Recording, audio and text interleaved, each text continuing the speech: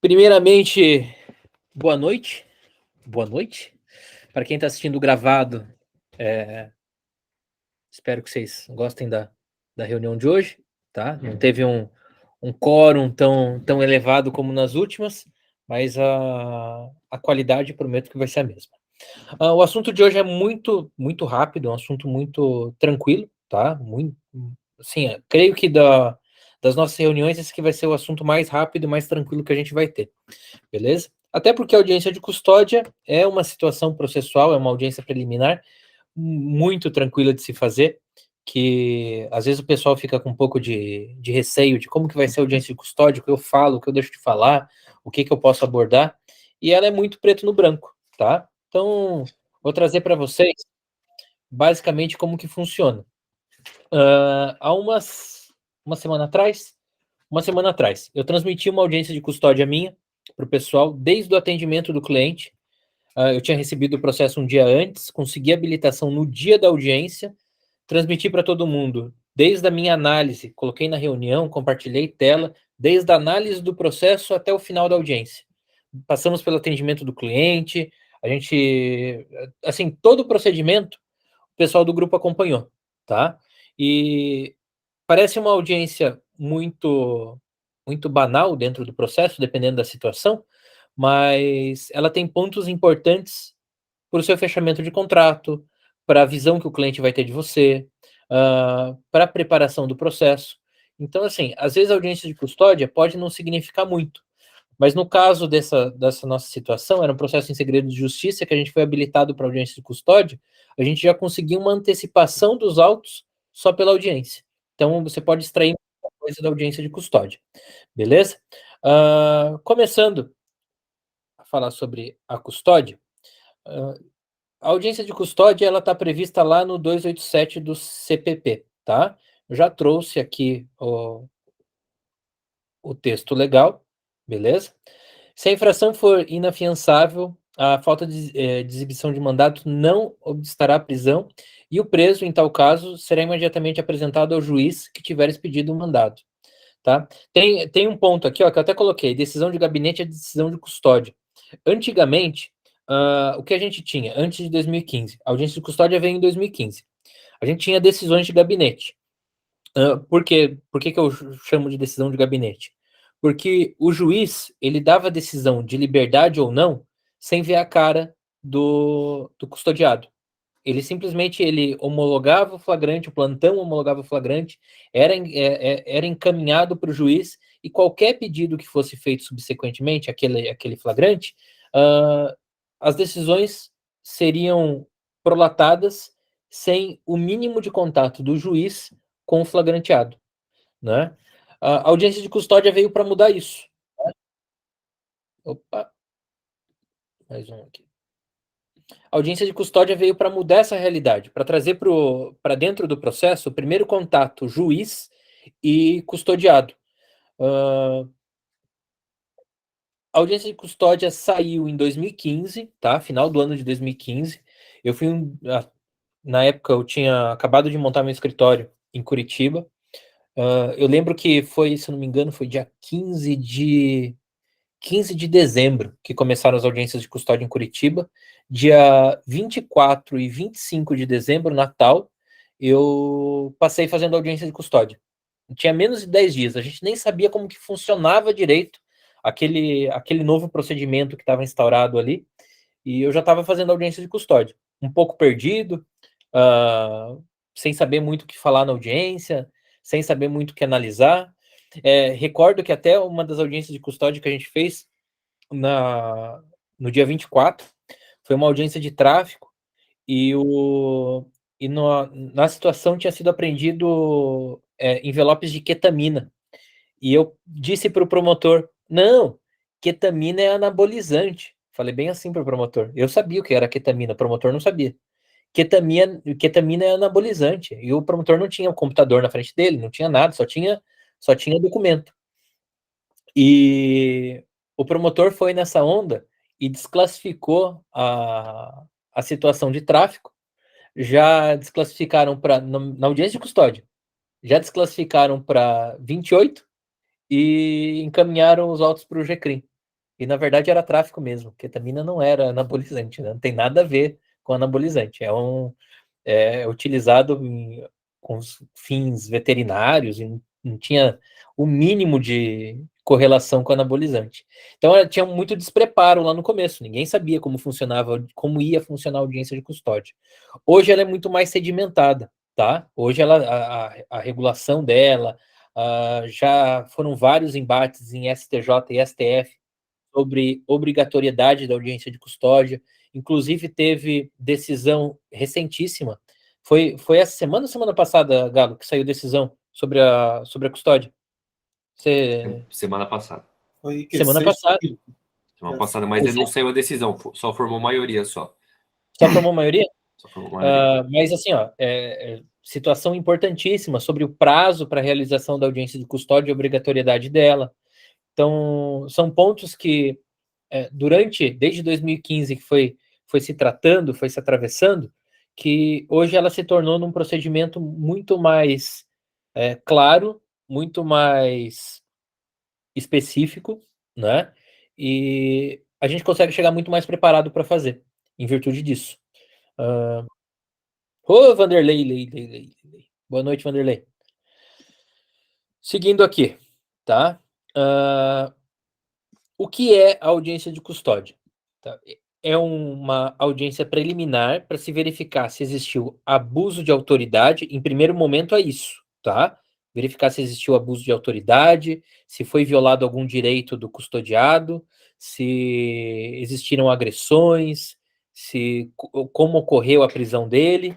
E em segundo ponto, a verificação qual é a qualificação do acusado, atualização de toda a qualificação no procedimento, verificar quais são se ele tem requisitos para uma liberdade provisória, para uma revogação de uma preventiva em caso de homologação em plantão judicial, em caso de relaxamento de prisão em flagrante, se o flagrante se deu de forma lícita, se não existem nulidades no flagrante.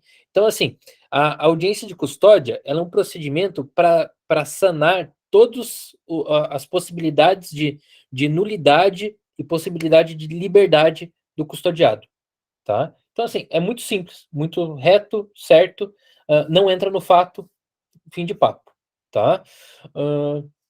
O que acontece quando eu vou atender a audiência de custódia? Chegou lá um cliente, né? Deixa eu diminuir aqui. Chegou um caso flagrante, tem que cuidar da audiência de custódia. Inclusive, a semana que passou, Messias fez uma do escritório. Primeiro ponto da audiência de custódia, a juntada de documentos, você tem que se antecipar, né? Quando você pega um processo desse, a audiência de custódia ela tem que chegar já preparada, tem que chegar pronta para o juiz dar a decisão. Então, o ponto mais importante dela para a defesa, a juntada de documentos antes da audiência, beleza? Eu prezo por realizar a juntada de documentos antes da homologação em plantão. Por quê? Ocorreu a prisão. Eu junto esses documentos antes do parecer do Ministério Público, o que eu estou abrindo? Eu estou abrindo a possibilidade do Ministério Público verificar os documentos que eu juntei. Eu estou abrindo a oportunidade do juiz plantonista verificar a documentação que foi juntada e, posteriormente, caso seja homologado e vá para a audiência de custódia, não tenha liberdade em plantão, posteriormente, esses documentos vão ser analisados de volta pelo Ministério Público e de novo pelo juiz da custódia. Então, eu abri, dessa forma, me antecipando, eu abri a possibilidade com essa juntada de documentos de múltiplas análises da minha situação, né? O que possibilita muito mais êxito no resultado final, né?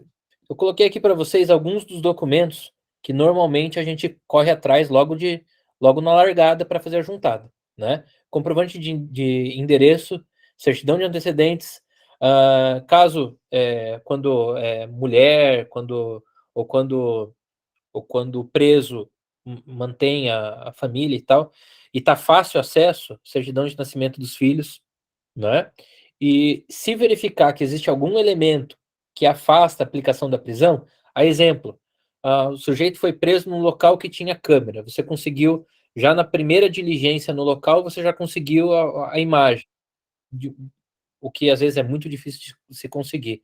E você está com isso na mão, já faz a juntada, né? Isso pode antecipar. Ponto importante: o juiz não analisa fato, beleza?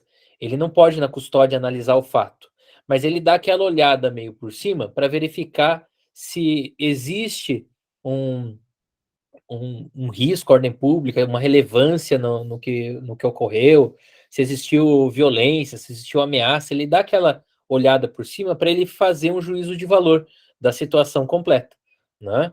Então, aconselho fazer essa juntada de documentos o quanto antes. Não, eu disse isso no flagrante, não peque pela pressa também, tá? Se você tem isso de forma fácil, é uma coisa. Se você não tem isso daqui, não mete um pedido de revogação lá sem isso daqui, tá? Não vai atravessar um pedido de revogação no meio de um flagrante se você não tem a documentação devidamente já catalogada para você fazer essa juntada, né? Seguimos.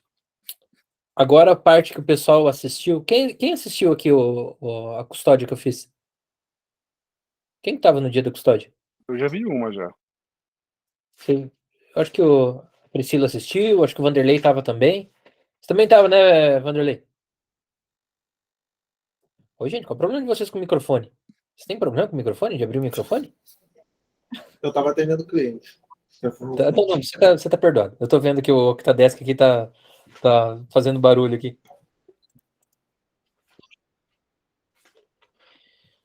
Então vamos lá. Preparando o cliente para custódia. Eu, quando chego para conversar com o cliente, de tantas vezes usar o mesmo discurso, ele já se tornou algo já que meio que decorado para mim. O pessoal que acompanhou a minha audiência de custódia que eu fiz em Santa Catarina, semana passada, viram como que foi o papo com o cliente. Eu, normalmente, quando chego, eu já falo para o cliente assim, ó, o seguinte, a audiência de custódia aqui não vai tratar o fato, eu já chego reto e certo explicando como que é o procedimento. A audiência de custódia não vai tratar o fato, a audiência de custódia não quer saber o que aconteceu, a audiência de custódia só quer saber qualificação, quanto você ganha por mês, qual a tua renda, quer saber se você tem filho, se você não tem filho. Eu já chego para o cliente já soltando isso, tá? O que é importante para o cliente fazer durante a audiência de custódia? É muito ruim quando o cliente começa a responder as perguntas do juízo daquela forma meio que acanhada, meio que para baixo, sem vontade, meio inaudível. Então eu já falo para o cliente, eu já tento trazer um pouco de confiança para ele. Ó, é o seguinte, eu, você, juiz, Ministério Público, a gente é tudo igual, beleza, irmão? Então o papo é o seguinte, você vai chegar para o juiz e vai falar que nem você está falando comigo. Eu não quero saber de você falando com a cabeça baixa, eu não quero saber de você falando de forma inaudível, de forma baixa, eu quero que você fale do jeito que você conversa com qualquer um. Cabeça erguida, fala do jeito que você tem que responder e responda com firmeza, tá? Porque você responder com firmeza pode garantir a sua liberdade ali na frente. Se o juiz pergunta para você quanto você ganha por mês, não fica assim, depende, eu ganho tanto, ganho X, tem mês que eu ganho tanto. Não, ganho tanto por mês, trabalho assim, assim, assim, assim. Já chega com certeza. Eu falo isso para o cliente, o pessoal que acompanhou a audiência de custódia viu que é bem assim mesmo que eu falo, né? Que eu não deixo o cliente se sentir o baque daquele momento da prisão. Eu sei que o baque da prisão nele vai ser grande. Então, assim, antes da audiência de custódia, eu tenho que trocar aquela ideia com ele para trazer segurança para ele falar com firmeza todas as informações que eu preciso ali, né? Ainda mais quando tem a juntada de documentos, porque eu preciso que o que ele responder para o juiz seja em consonância com a documentação que eu juntei. A exemplo, eu juntei um comprovante de endereço e o custodiado vem e me diz um outro endereço. Já aconteceu isso. Eu juntei um comprovante de endereço, esqueci de alertar o custodiado do comprovante que eu tinha juntado, chegou na hora de juntar, de perguntar o endereço, o juiz perguntou, tá, mas o endereço que tem aqui é outro. E começou a questionar o custodiado. O que eu tive que fazer? Tive que pedir a palavra e tive que explicar para o juiz. Ó, a casa que ele estava morando, a família foi despejada no momento da prisão, tiraram à força a família no momento da prisão dele, e ele, depois que ele sair daí, ele vai morar na casa do endereço que consta no processo. Tive que explicar para o juiz, porque eu não avisei o custodiado. Então você tem que... Não é só questão de qualificação. Você tem que trazer a informação que você precisa que chegue, que seja confirmada pelo cliente. Você precisa trazer aquilo ali para ele, né? Ó, seguinte, juntamos comprovante tal, juntamos certidão tal, juntamos isso, juntamos aquilo. Quanto que você ganha por mês? Ah, doutor, ganho 1.200. Ganha 1.200? Então você vai ter que falar para o juiz que você ganha os 1.200. O juiz vai perguntar. Não fica gaguejando, fala rápido, certo, e com certeza daquilo que você está trazendo para os autos. Ponto. Primeiro ponto da audiência de custódia é esse: trazer essa segurança para o cliente e essa consonância de informação. Quer falar alguma coisa, Galo? Não? Não, alguma não vale. Beleza, fechou. Durante a audiência de custódia, a parte mais tranquila é durante a audiência. É uma audiência que dura de 5 a 10 minutos. A gente mal e mal vê a audiência passar. O juiz pergunta se alguém quer fazer pergunta pro preso. Nunca, nem Ministério Público, nem defesa faz pergunta. Então, assim, ó, você vai ter um trabalho, a sua manifestação. Normalmente a manifestação do Ministério Público já vem feita, tá? Ela já vem escrita, já vem formada. Então você não tem muito... Você fica sabendo ali na hora, mas grande maioria das vezes o Ministério Público é contra, né, a liberdade. Só nos casos do Galo, que o Galo, assim, é um amigão do Ministério Público. Nos casos do Galo é diferente, né? Eu nem sei porque eu tenho o Galo no grupo. Aqui a gente não compactua com amizades com o Ministério Público. Todo mundo é gente boa, velho. Todo mundo dá parecer favorável. É só saber pedir. Galo, eu sei lá, acho que você tá fazendo alguma coisa por fora para os promotores. Eu só não vou comentar porque tá gravando. Não vou entrar no mérito do que, mas eu acho que você tá fazendo alguma coisa por fora para os promotores, tá? Não faz. No momento da sua manifestação, você tem 3 possibilidades de pedido, né? Quais são essas possibilidades? Pedir o relaxamento, a liberdade provisória ou a revogação de preventivo. Todo mundo aqui sabe o momento processual oportuno de cada pedido desse? Gente, se não souber, eu vou explicar. O quê? Repete a pergunta aí. Relaxamento de prisão em flagrante. Quando que eu peço o relaxamento da prisão em flagrante? Ele é legal. O flagrante é legal. Beleza, perfeito. Liberdade provisória. Quando não for hipótese da preventiva? Quando não for hipótese de Eu ia revogação. falar isso. Se tiver a conversão do flagrante em revogação, já não é mais a liberdade provisória que você vai pedir. É Tá? revogação do preventivo. Revogação. Beleza? E a revogação, quando o plantão tiver homologado o flagrante e convertido em preventivo, que já chega na custódia com a preventiva decretada. Tá? Essas hipóteses que chega na custódia com a preventiva decretada é a custódia de mandado, não é? Não só. Não, custódia de mandado é casos de operação, a exemplo, né? Até casos de preso que some de processo, que no curso da ação penal lá, expedido o mandado de prisão, o cara é preso no cumprimento de mandado de prisão e obrigatoriamente ele tem que ser levado para custódia para análise só de... Pode falar, Galo. Esse aí que o Messias falou, tem muito juiz que tem costume de decretar a preventiva e depois ele vai fazer a custódia só por mera legalidade, sabe? Então, assim... Primeira legalidade. Essa hipótese que eu tô falando, né? Vai do local. Cada cidade o juiz faz de um jeito. E a situação dessa custódia de mandado é quando somente cumprimento de mandado de prisão, muitas vezes, em comarcas maiores, o juiz que expediu o mandado de prisão não é o juiz da custódia. O que acontece? Que o juiz que vai fazer a audiência de custódia, ele é incompetente para discutir aquele mandado de prisão.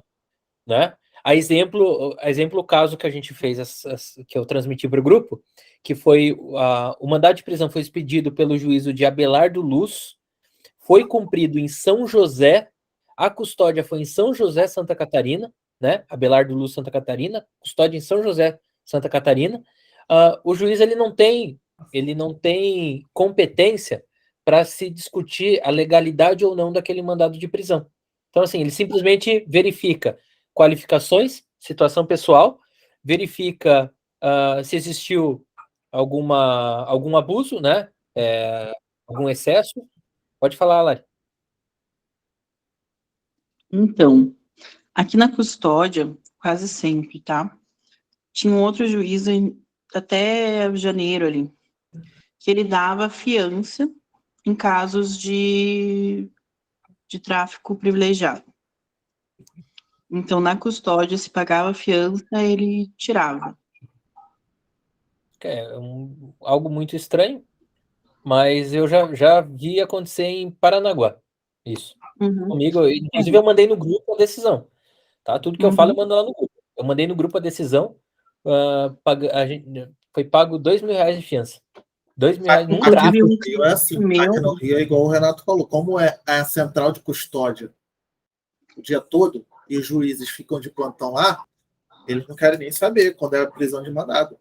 Ele só teve legalidade? Não teve? Tchau e benção. Teve legalidade, não teve abuso, teve agressão, alguma situação assim. Não teve, tá tranquilo, tudo certo? Tchau. E manda para o juiz Eu tive um cliente meu, inclusive, que ele foi dado fiança, né? Mas daí, como ele não tinha condições de pagar, eu pedi para eles isentar a fiança, o juiz isentou e tirou ele. É lei, né? Isso aí tá na lei até. Sim, de fato. O que é importante em situação para pedir isenção de fiança, às vezes vem do plantão com a fiança decretada, você já sabe que tem uma grande possibilidade de tirar ele na custódia. A tua função é correr atrás da comprovação de renda do cara. A tua função é ir correr atrás disso. Entrar em contato com a família, verificar, ligar para patrão dele, se ele trabalha, né? Ir atrás de carteira de trabalho para fazer juntada. Inclusive, eu não coloquei aqui na lista de documentos, carteira de trabalho também é importante você fazer a juntada ali para comprovar a ocupação lícita, declaração de emprego é importante também. Eu já juntei o Lerite, já. Oi? E tudo isso aí sempre tem que caçar no desespero, porque a audiência está marcada para daqui 24 horas. Tem que apertar todo mundo o mais rápido Tem que possível. apertar todo mundo e ir atrás. Aqui em Santa Catarina, eles não dão 24 horas. Prenderam à noite, no outro dia de manhã já estão fazendo audiência de custódia. Acaba se tornando uma audiência para a defesa meio inócua daí, né? Se torna uma audiência meio que é melhor a defesa, ao invés de fazer algum pedido ali, se reserva no pedido genérico, que daí no caso são esses 3 pedidos aqui, né? Relaxamento, se vê nulidade, liberdade provisória se não teve a conversão no flagrante, provavelmente Santa Catarina não tem a conversão quando é feito de um dia para o outro, não dá tempo de converter, ou revogação, quando passa como Curitiba, que passa pelo plantão converte e vem para custódia.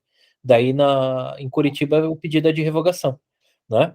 Ô, Renatão, quando a diga. prisão preventiva tiver alguma ilegalidade, é caso de relaxamento da preventiva? Tem essa modalidade de relaxamento da preventiva? Não, é revogação. Mas como a seria? revogação não seria quando... Do flagrante. Quando não atingisse uma das hipóteses lá do CPP? Quando nunca... Ou, por exemplo, quando uma testemunha que está sendo... São três pilares da preventiva. 3 pilares. Garantia da ordem pública, que é o mais usado, garantia da instrução processual e garantia da ordem econômica. Onde que eles se pautam para converter em preventiva, normalmente? Garantia da ordem pública e garantia da instrução processual. Normalmente é isso. Garantia da instrução processual quais são as hipóteses? Quando a pessoa se furta de responder a instrução processual, aplicação penal. Sim. É a mesma caminhada, galera. Quando ela se furta de responder o processo, some do processo, ou quando ameaça testemunha, exemplo, né? Garantia da ordem pública é o que foi banalizado e eles usam para tudo, beleza? Ilegalidade na preventiva, a exemplo, motivação de garantia à ordem pública, motivação genérica, beleza? Tem uma ilegalidade na decretação da preventiva. Você vai pedir a revogação, de qualquer forma. Não tem relaxamento da preventiva. É que eu já ouvi, já. Até estudando para a segunda fase, já ouvi algumas vezes isso aí, tá? De relaxamento da preventiva? É. Não. Revogação de preventiva, liberdade provisória e relaxamento do flagrante. Beleza? E da decisão disso aqui tudo, cabe o amado HC, né? O HC cabe pra... Cara, eu amo o HC. Boa. O Galo também. Eu só uso HC para finalidade errada. Só gente, isso. Só para finalidade, é para substitutivo de revisão criminal. Gente, é o seguinte, ó. O pedido, quando você vai fazer ele de forma oral, ele é muito simples. Você tem que fazer o quê? Ó, excelência. Visualizando os autos, vislumbra-se que o fulano possui ocupação lista, endereço, residência fixa. Você começa a descrever o que você juntou nos autos. É só você fazer uma descrição simples, beleza? Ao final da sua descrição, daí você verifica qual que é a hipótese, se é uma nulidade no flagrante relaxamento, se não teve a conversão à liberdade, se já teve a conversão em preventiva à revogação. Requer a revogação, sendo expedido assim, ao alvará de soltura. Daí você tem que começar do mais para o menos. Pede primeiro a expedição do alvará, que é a liberdade completa. Segundo ponto, aplicação das medidas cautelares, né? Com monitoramento eletrônico. Daí, gente, é uma escala, é um funil, é do mais para o menos. Da liberdade total até você chegar na domiciliar. É assim que você faz o pedido, tá? Normalmente você segue o padrão que você faz já no pedido escrito. Então não tem muito segredo. Fica com a colinha ali do teu lado e segue o padrão do pedido que você colocaria no teu pedido escrito, tá? Então, o principal é a liberdade, né? O principal seria a liberdade. Começa do mais para o menos. Tá. Liberdade 100% até finalizar com a domiciliar com monitoramento eletrônico. É assim que você faz. Óbvio que dependendo do caso, você tem para se aquela situação se enquadra, né? Exemplo, domiciliar. Domiciliar eu vou pedir para uma mãe de uma criança menor de 12 anos, né? Uma prisão domiciliar, ou para alguém que um réu que tem comprovados problemas de saúde, que eu juntei dentro do processo antes da custódia dos documentos, né? A exemplo, o famoso Zé Laércio, que veio aqui no grupo participar de uma reunião, que é cliente. Ele foi pedido domiciliar por quê? Porque ele sofreu um atentado, teve uma perna amputada, sofreu 5 tiros de ponto .40, ficou entre a vida e a morte, fez uma operação, foi parar na UTI. Então, assim, tem uma série de situações que aconteceu com ele que é crível que uma prisão domiciliar tenha sentido para a situação dele, né? Agora, um outro menino ali que a gente fez, o Christopher, que tem 20 anos de idade, que trabalha de servente de pedreiro, que parece um touro. Eu vou pedir prisão domiciliar para ele com que justificativa? Eu vou pautar meu pedido de prisão domiciliar por uma situação dessa? Como? Eu vou pedir a tornozeleira. Só que a prisão domiciliar é muito específico. Eu não vou fazer um pedido de prisão domiciliar para ele nessa situação, né? Eu vou pedir a tornozeleira e beleza, e segue o baile, né? Durante essa situação, durante a audiência de custódia, ficou alguma pergunta? Que eu vou para finalizar daí o pós-audiência.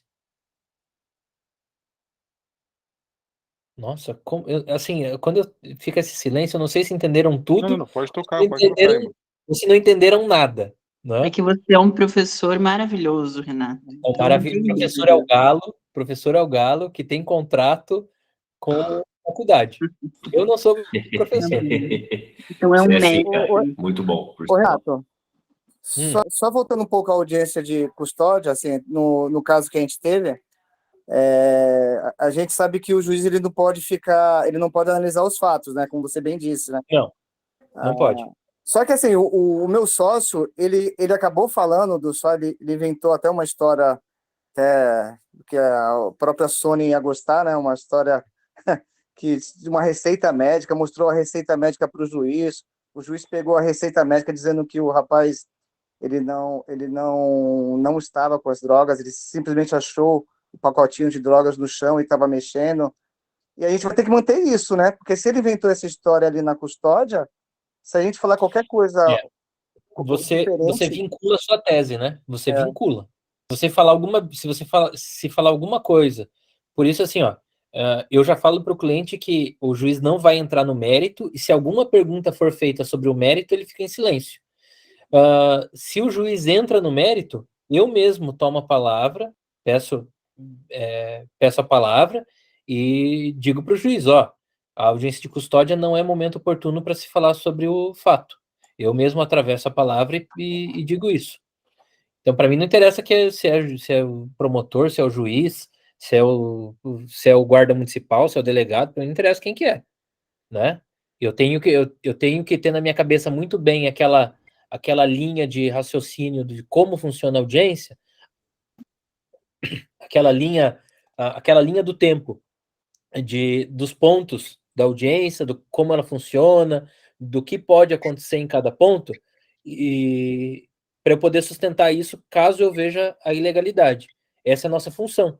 Como defensor, como advogado criminal, a nossa função é não deixar em nenhum momento essa linha de legalidade acabar pendendo para o lado da acusação.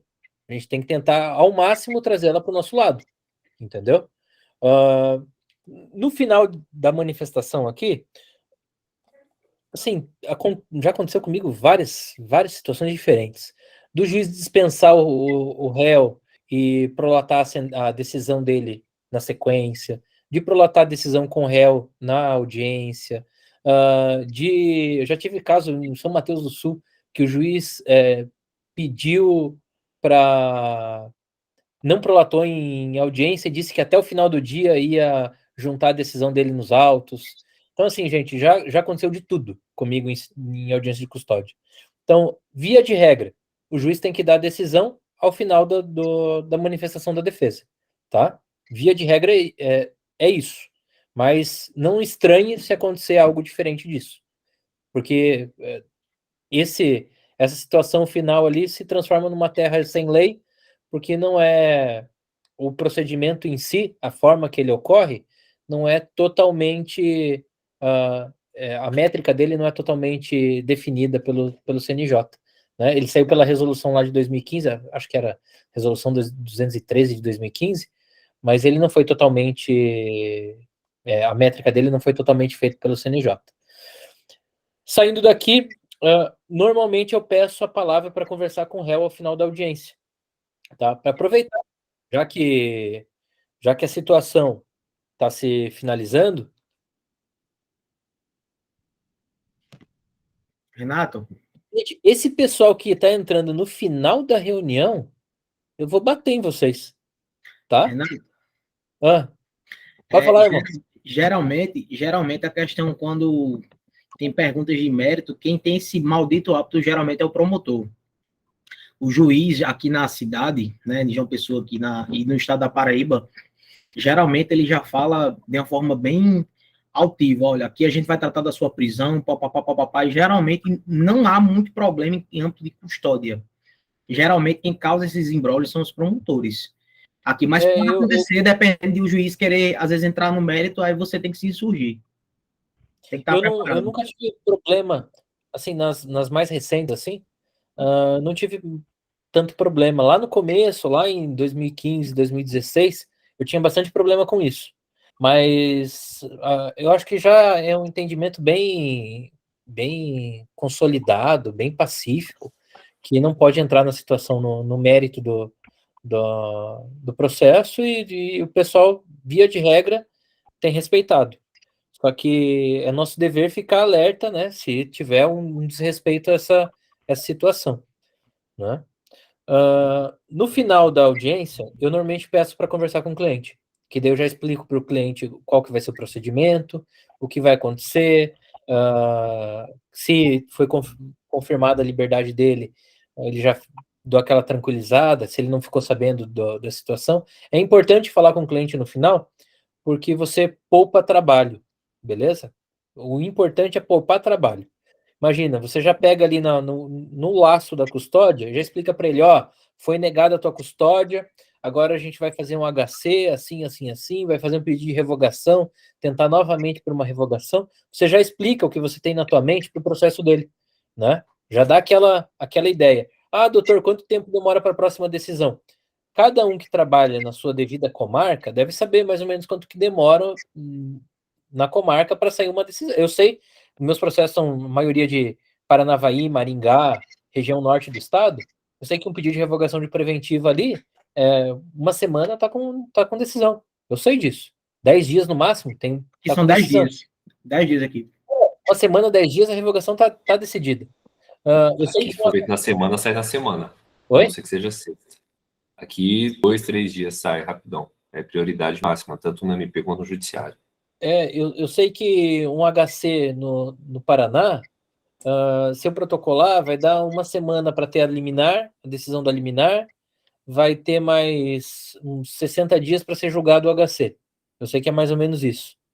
Então, eu já aviso o cliente quais são os prazos, quais são os marcos, as datas, para o cara ficar mais tranquilo, né? Ó, agora a gente vai fazer o HC, assim, aproveita esse período depois da custódia, já para pegar o cara ali e trocar ideia com o cara, para você não precisar depois deixar o cara ir para a cadeia, ir para penitenciária, ir para cadeia pública, e você daí ter que no outro dia lá conversar com o cara de novo, né?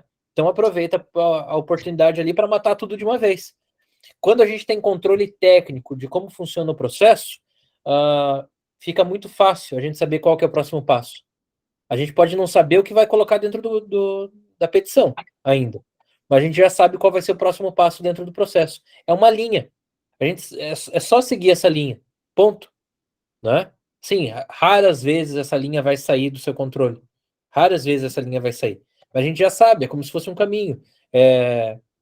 Foi preso, flagrante, custódia, da custódia, decisão que negou, vai fazer normalmente uma revogação de preventiva. Algumas hipóteses você já entra com HC direto da custódia, né? Se você vê alguma ilegalidade gritante, você já entra com HC dali direto.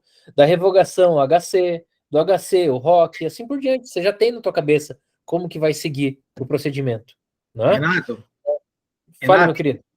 Eu tive uma situação que o mandado de prisão de um cliente foi exarado pelo juiz, ele estando preso no hospital. Ele estava como foragido. E quando ele teve a transferência dele do hospital para a delegacia da cidade, né, para levar ele para a custódia, no fórum, aí o juiz disse, olha, doutor, aqui não tem o que fazer e tudo mais, e o promotor pediu a preventiva dele. Eu disse, excelência, tem o que o senhor fazer sim, porque esse mandato foi exarado de forma errônea com o meu constituinte do hospital.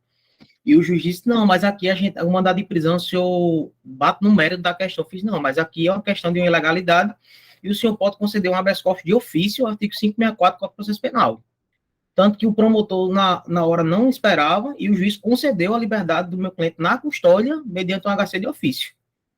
Então, de uma ilegalidade gritante que aconteceu, de um mandado de prisão totalmente aleatório dentro dos autos, que não era para ter sido feito, pela comarca do processo. E o juiz foi e concedeu a liberdade do meu cliente de forma provisória. É uma situação bem inusitada mesmo. Mas eu creio que não foi análise de mérito, tá? Para ele fazer isso. Não, eu sei. Ele, no começo, ele disse o seguinte, não, esse mandado de prisão, o senhor bate no mérito, como quem diz assim, aqui eu não vou resolver. Você, mas a análise dele para conceder não foi mérito. Ele concedeu a análise verificando a ilegalidade depois que eu falei do HC de ofício, senão ele não tinha visto a ilegalidade. Ele disse, doutor, mas isso aí eu não tenho nada a ver, foi com o juiz do processo. Aí quando eu quis expor para ele que foi uma ilegalidade, depois do final da custódia, e pediu o HC de ofício, ele deu. Eu acho que é 654 o artigo, acho que o Moisés até botou aqui no Mas sem- é uma situação discutível, né? Eu acho, Ô, Galo, minha eu opinião acho sobre isso, eu competente. acho que ele deu uma provisão para resolver a situação ali na hora. O cara estava vindo do hospital e tudo mais. Eu tinha Mas vou falar. vejo incompetência. Eu imagino porque, assim, juiz de primeiro grau não pode avaliar, não pode rever decisão de juiz de primeiro grau. Teria essa discussão. O caso que eu tive foi assim, o juiz, ele era um cara que ele foi preso na virada do ano, e aí ele, de fato, ele reconheceu que a situação ali estava típica, e ele, como se ele tivesse suspendido, sabe, os efeitos, para poder pedir, porque, de fato, o processo estava prescrito. Então, ele não tomou uma provisão, ele só falou assim, ó, enquanto não sai a decisão do outro juiz, eu suspendo. Foi isso que ele fez, durante o plantão judicial. Mas estava tudo dentro da mesma competência também. No meu, eu não entendi, porque realmente o que o Galo falou, realmente, juiz bate com a decisão de juiz e tal. É Eu que não tentei pode. focar na ilegalidade, né? O juiz foi, viu assim, concedeu. Bom, eu não sei se é espaço para discutir isso, mas assim, teria que saber qual que é a legalidade, quais os fundamentos, tudo das circunstâncias, e aí a gente veria. Teria Mas que aí analisar. atrapalharam do Renato que ele tem tempo para poder fazer os lançamentos. Teria que analisar desde Do motivo da prisão, isso. quem decretou a prisão, qual foi a decisão de decretação da prisão, verificar daí quais elementos que ele analisou na custódia e qual foi a motivação que ele deu para conceder a ordem. Teria que ver isso daí. Interessante ver. Eu vejo ele como incompetente, né? Eu vejo uma incompetência absoluta. Você também, Galo? Mais alguém? Alguém quer votar na incompetência absoluta? Eu? Galo? Siga o relator. O MP não recorreu, tá massa. Fechou. Fechou. Isso aí é igual prescrição virtual. Se o MP não recorre, não vai para o tribunal, ninguém aceita. Mas se todo mundo acorda ali embaixo, tá tudo certo. Cara, a prescrição virtual de processo meu, todas são recorridas. Todas. Gente, falei para vocês que ia ser breve a reunião sobre custódia. Beleza? Deu 50 minutos, até que foi bastante. E é isso. Se ficar alguma dúvida, vocês me mandem mensagem, manda no grupo, eu respondo. Espero que tenha ficado bem claro, uma reunião bem tranquila. Reunião que vem vai ser sobre resposta à acusação e defesa prévia. Tá bom? Beleza? Beleza. Fechou? Isso aí. Amanhã a gente tem reunião de novo. Deixa eu ver o que a gente tem amanhã na reunião. Nem eu lembro. Amanhã, Renato. Amanhã tem reunião também. Só que eu não lembro qual era o tema. Deixa eu ver aqui no calendário.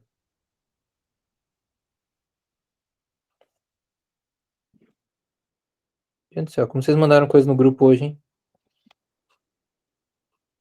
Os meninos estavam agitados hoje. Como tá gravando, eu não vou indicar as duas culpadas. Deixa eu fazer uma... Para quem tá assistindo gravado, fica Quem com será, Deus. hein?